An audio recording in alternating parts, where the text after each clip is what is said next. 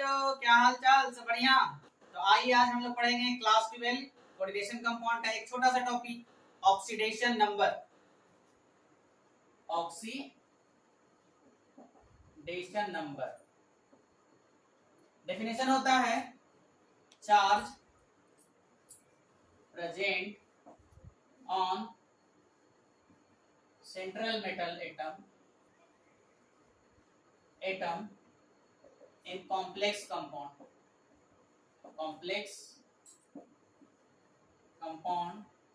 are called oxidation number।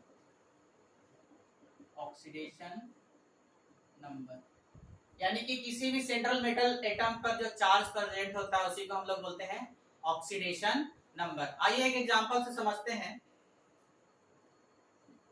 K4FeCN का whole 6, ये हमारा एक कोऑर्डिनेशन कंपाउंड है और यहाँ पर क्या बताया गया कि charge present on central metal atom.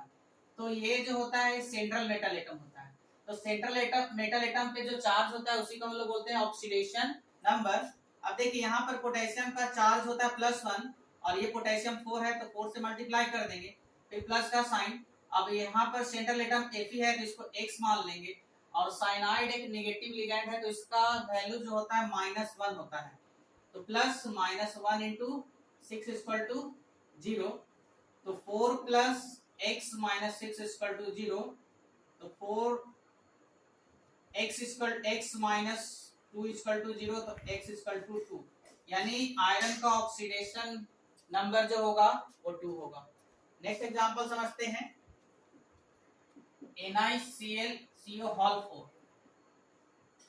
अब यहाँ पर निकल का ऑक्सीडेशन नंबर कैसे निकालेंगे? तो इसका हम लोग x मान लेंगे और कोबाल्ट एक जो है न्यूट्रल लिगैंड है, इसका जो चार्ज होता है 0 होता है।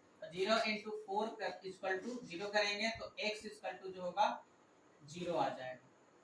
तो यहाँ पर जो निकल का जो ऑक्सीडेशन नंबर है वो 0 है। एक और एग्जांपल हम लोग समझते हैं।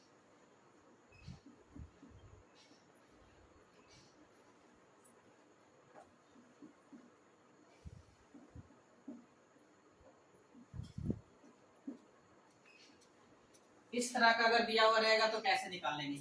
ये हमारा सेंट्रल मेटल एटम है, इसको x मान लेंगे। अमोनिया एक न्यूट्रल लिगैंड है तो 0 इंटू 6 करेंगे।